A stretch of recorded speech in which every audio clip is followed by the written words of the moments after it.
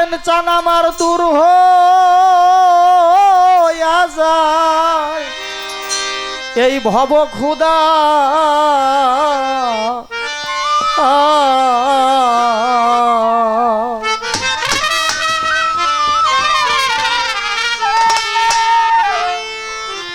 আমার মুর্শিদ আমার কাছে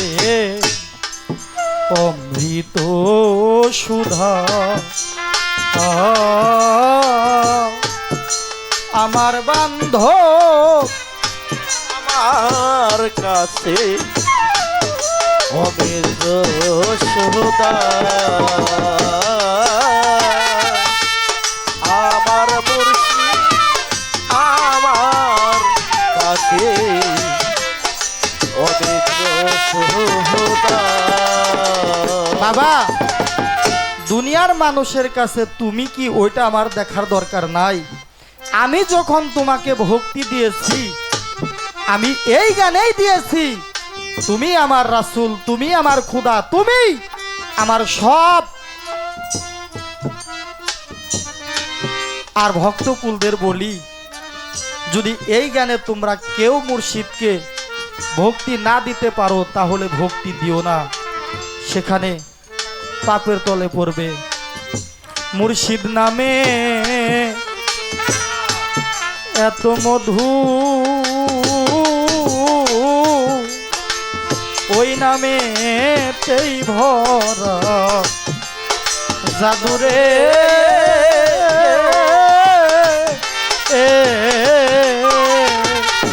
ওরে আমার শাহজাহান নামে এত মধু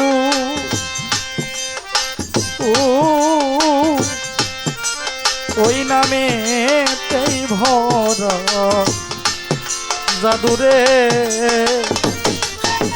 দরদিরা আমার মনে আছে শাহজাহান চান একবার অ্যাক্সিডেন্ট হয়েছিল, তাই না বাদল বাজান? আমি কোনো কারণে বাবার কাছে অনেকবার ফোন দিয়েছি কালু শাহ ফকিরের একটি বইয়ের জন্য। আমি সেই দরবারে গিয়েছিলাম। বাবারও একটি মেয়ে আছে তার নাম সোনালী, ও গান করে। আমি তখন ঢাকায় বাইন্ডিংয়ে চাকরি করতাম। মনে হলো একটু এদিকে যাই, দেখি বাবাজি হারমোনিয়াম বাজে একটি গান করতেছে।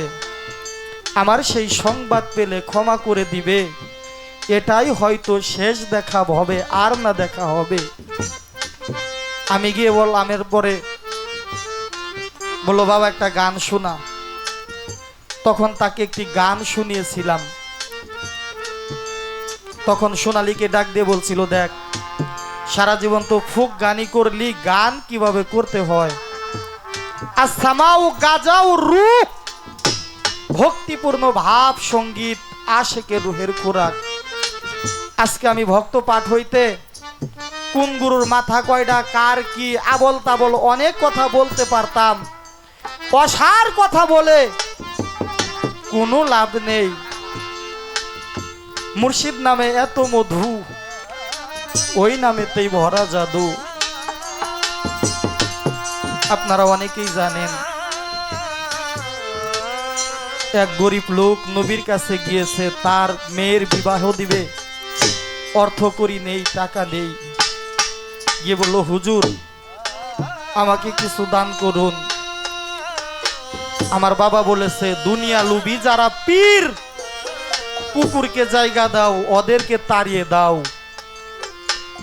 এক কবি লিখেছে, দুজাহানের বাদশা নবী হইয়া চাটাইয়ের উপর করিতেন শয়ন। আমার দয়াল নবী চাইলে তাকে ধন সম্পদ সব দিতেন, কিন্তু তিনি গরিবী হালতে জীবন যাপন করলেন। এখান থেকেই আমাদের জন্য শিক্ষণীয় আছে।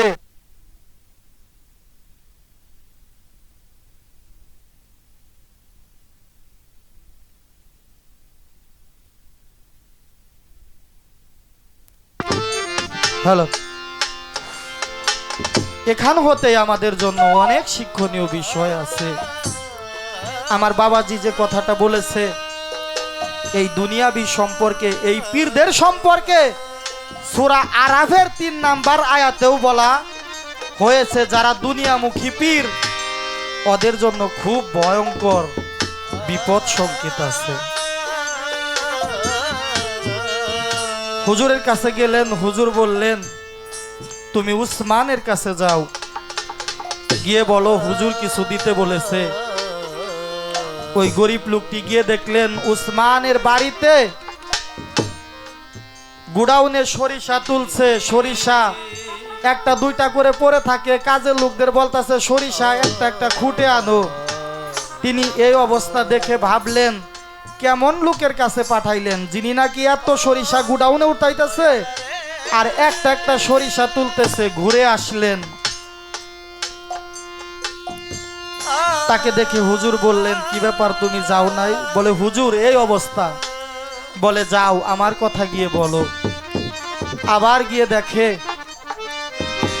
কাজের লোকেরা থালা বাসন মাজতেছে, তাদেরকে বলতেছে থালা বাসন একটু আস্তে আস্তে ঘইসো যাতে ক্ষয় না যায়। এই অবস্থা দেখে আবার ঘুরে গেলেন। দয়াল নবী বললেন কি ব্যাপার তুমি ঘুরে আসছো কেন? যাও। আবার এসে ওই লোকটি বিনয়ের সহিত বললেন মোহাম্মদ ওয়াস্তে আমাকে কিছু দান করুন। উসমান বলে আবার বলো কি বললে তুমি? বলে মোহাম্মদ ওয়াস্তে আমাকে কিছু দান করুন। একে একে 7 বার যখন বললেন, বলার পরে তিনি রাগান্বিত হয়ে চলে গেলেন। হুজুরের কাছে গিয়ে বললেন হুজুর এমন একটা লোকের কাছে আপনি দিবেন না, না দিয়ে না করতে পারতেন, এমন একটা লোকের কাছে গিয়ে পাঠালেন। একে একে 7 বার বলার পরেও সে আমাকে খালি বলে আবার বলো। আমার দয়াল নবী একটু কষ্ট পেলেন, কি ব্যাপার উসমান তাহলে আমার কথা শুনলো না। একটু পরেই তাকিয়ে দেখে উসমান 7 উট বোঝাই করে ধন সম্পদ স্বর্ণ মুদ্রা সব নিয়ে আসতেছে। দেখে দয়াল নবী বলল কি উসমান তোমার কাছে এই লোকটি যায়নি? বলে হুজুর গিয়েছে, আমি দেখেছিলাম উনি 3 বার ঘুরে এসেছে। পরের বার গিয়ে বলে আমার কথা বলে নাই, তোমার কাছে চায় নাই? বলে হুজুর চেয়েছে। বলে তাহলে দিলা না কেন? বলে হুজুর দুনিয়াদারির ঝামেলায় পড়ে অনেক দিন ধরে দরবারে আসা হয় না। আর এই গরিব লোকটি যখন বারবার আপনার নাম বলতেছিল, আমার কাছে মনে হইতেছিল আপনার সেই মধুমাখা নামটি আরেকবার আমি শুনি। আমার নাজিম চাঁদের নাম আবার কেউ বলুক, আমার শাহজাহান চাঁদের নাম আবার কেউ বলুক। হুজুর এই নামটি এতই মধুর লেগেছিল, খোদার কসম হুজুর এই লোকটা 7 বার বলেছে, আমি 7 উট বোঝাই করে আনছি। যদি 100 বারও বলতো আমি 100 উট বোঝাই করে ধনরত্ন তার কাছে নিয়ে আসতাম। মুর্শিদ নামে এত মধু, ওই নামে তেই ভরা জাদু গো।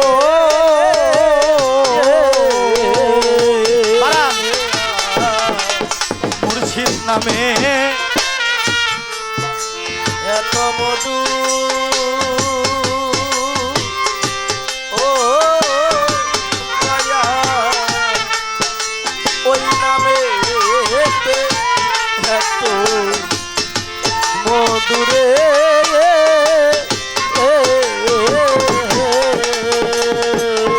দয়া। আমার মুর্শিদ নামে জিন্দা মামা তরফ নামে এত মধু, ওই নামে তেই ভরা জাদু গো।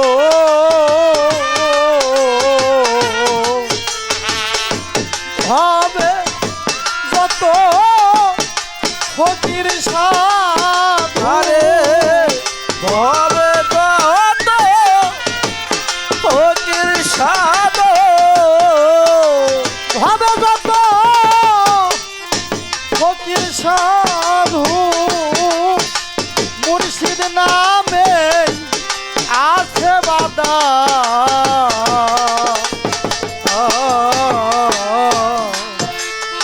আমার মুর্শিদ আমার কাছে অমৃত সুরা আমার মুর্শিদ আমার কাছে অনেক রসদা আমার মুর্শিদ আমার কাছে গো অনেক রসদা যে যারে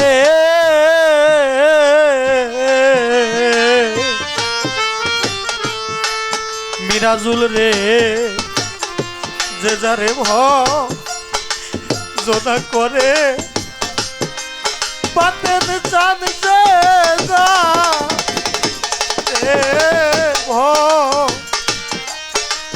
ভজনা করে বাদল বাজার সেই তো মুক্তি দিবে পারে গো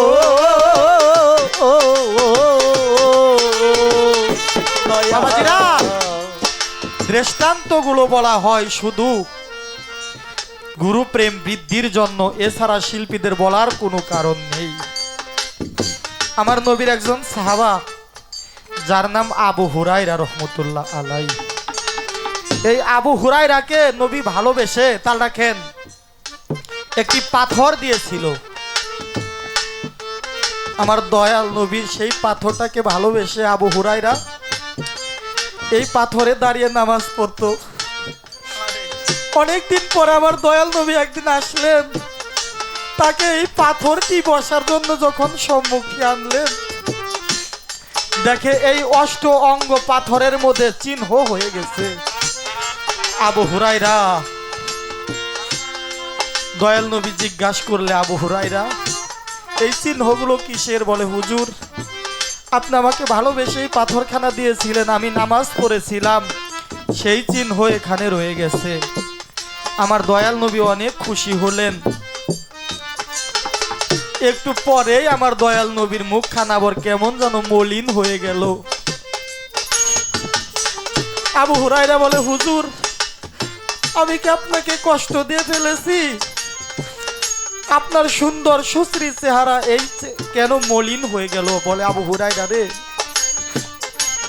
তুই এত ইবাদত করলি আমার কথা শুনে, জিব্রাইল এসে বলল তোর এক ওয়াক্ত নামাজও নাকি কবুল হয় নাই। আবু হুরায়রা চোখের পানি ছেড়ে দে, বলে, হুজুর আমি ওই আল্লাহকে দেখি নাই, আমি দেখেছি আপনাকে, আমি দেখেছি আমার বাতেন চাঁদকে, আমি দেখেছি আমার বাদল চাঁদকে, আমি দেখেছি তারা চাঁদে। হুজুর যে আল্লাহকে দেখি নাই, যে আল্লাহর কথা শুনি নাই, সে আমার নামাজ কবুল করলো কিনা না করলো তাতে আমার কিছু যায় আসে না। হুজুর আপনি বলুন দয়া করে, আপনি কি কবুল করেছেন? আমার দয়াল নবী বলে, আবু হুরায়রা আমি অনেক খুশি। তৎক্ষণাৎ জিবরাইল আমিনের মাধ্যমে দয়াল নবীর কাছে খবর পৌঁছে গেল, হুজুর আপনার আবু হুরায়রার ইবাদত এই মুহূর্তে কবুল হলো। শুধু কবুলই হয় নাই, 70 গুণে গুণান্বিত হয়ে কবুল হয়েছে। ও বাতেন চা, আমি তো আল্লাহকে দেখি নাই, আমি তো নবীকে দেখি নাই, তাদের বাণী শুনেছি তোমার মুখ থেকে।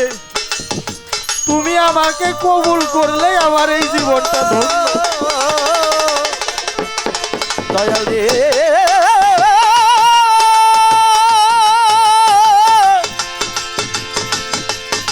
দরদি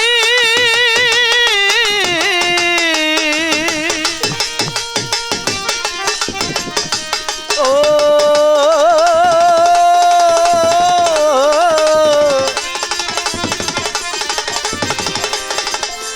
দয়াল রে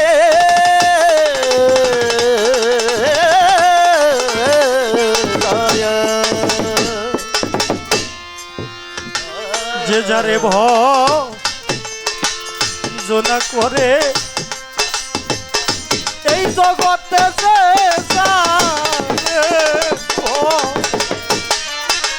ভজনা করে ও মাতের চান, তুমি তো দয়াল, তুমি তো অন্তর্যামী। এই বাহ্যিক পাগল ইসরাফিলের ভিতরে যে পাগল ইসরাফিল আছে, ওর ভিতরের আর্থনাদটা তুমি বুঝতো।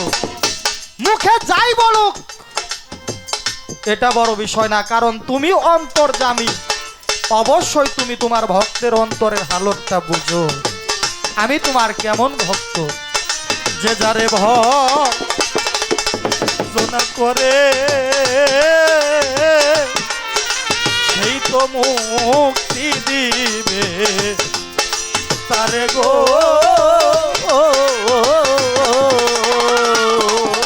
ভয় পাই না মূল পাথারে, কুল পাতরে ভয় পাই না মূল পাথারে, কাটিয়া যায় মনের ধোঁকা।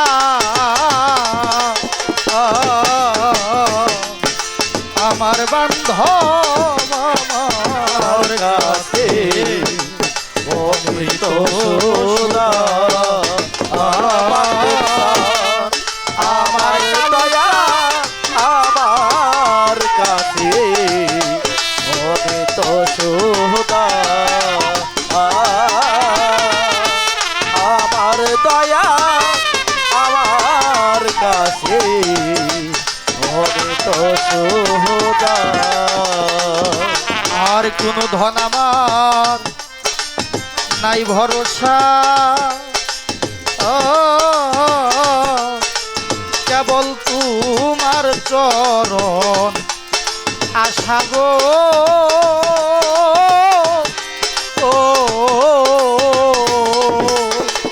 এই জগতে আর কোন ধন আমার রসা ও দয়া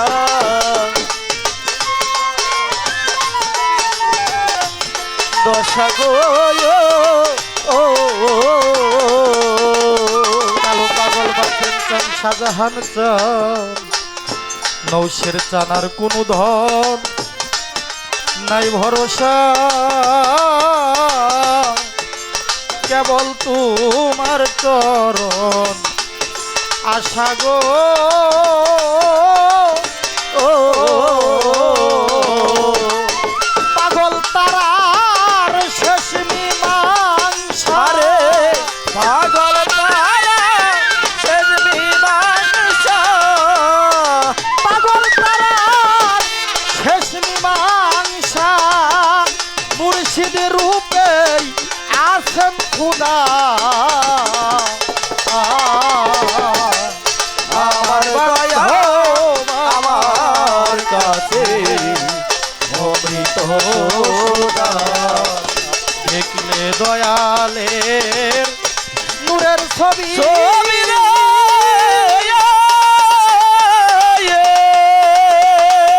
আমার দূর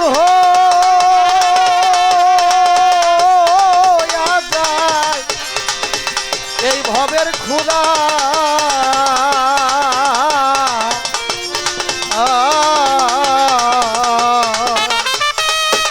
আমার বান্ধব আমার কাছে অমৃত সুধা, আমার দয়াল আমার কাছে অমৃত সুধা।